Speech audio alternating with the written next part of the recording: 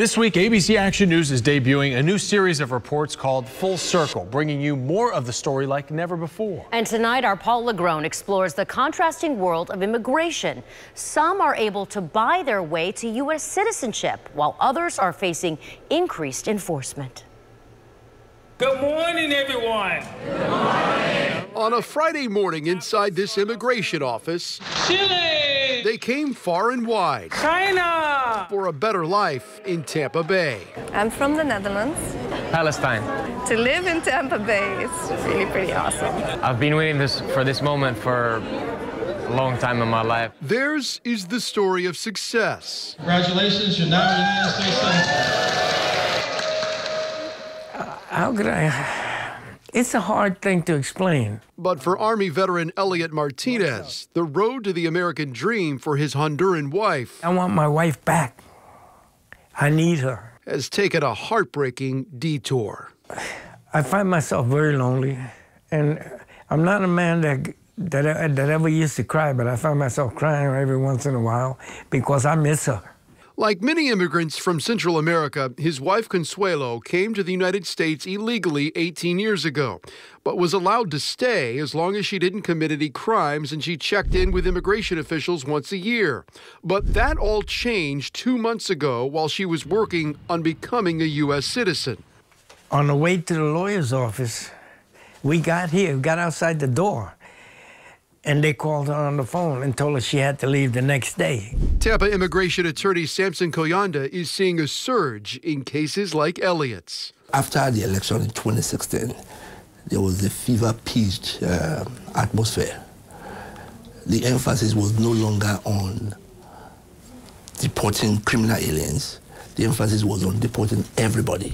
With the renewed growth in the U.S. economy. But as we uncovered, there is another path to the American dream, a path paved with money. Our projects are all existing income-producing projects. It's called EB-5, a federal program giving rich immigrants the chance to get a green card if they invest at least $500,000 into a local project that creates at least 10 jobs.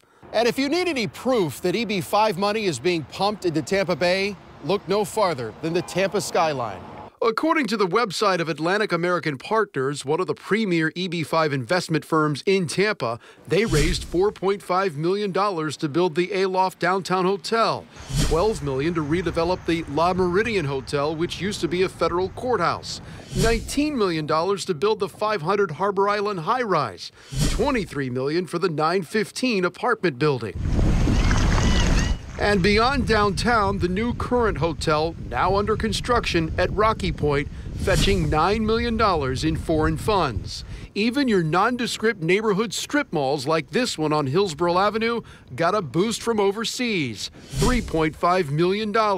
It all adds up to thousands of local jobs and hundreds of rich immigrants now living in the United States. They're providing things, that money provides jobs. Mike Zinnick is the CEO of Invest America, an EB-5 recruiting firm that seeks foreign investors to fund projects in Tampa Bay.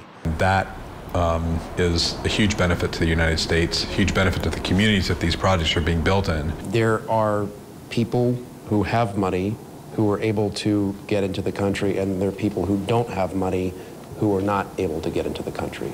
Is that fair?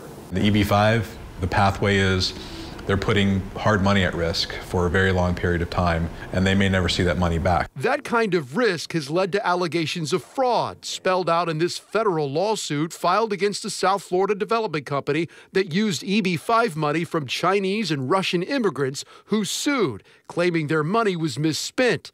The federal case was dismissed last December, but has just been refiled in state court. Allison Jimenez is a Tampa economist who specializes in money laundering cases. The SEC's filed over 32 different enforcement actions since 2013, specifically over EB-5 programs. 32 different 32, yeah. She says the problem with EB-5 is there's no central regulator who's looking over the program.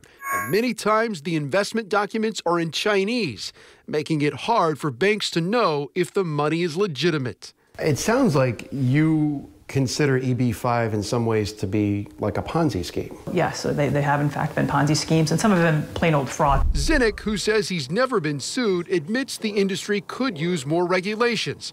But he says the EB-5 program has been a win-win for Tampa Bay. The United States provides opportunity for a lot of different people from a lot of different walks of life. Elliot just dreams of a day like this for his wife. I served in the forces which guard my country and our way of life. I was prepared and am prepared to give my life for their defense. But I will fight for my wife. Paul Legron, ABC Action News.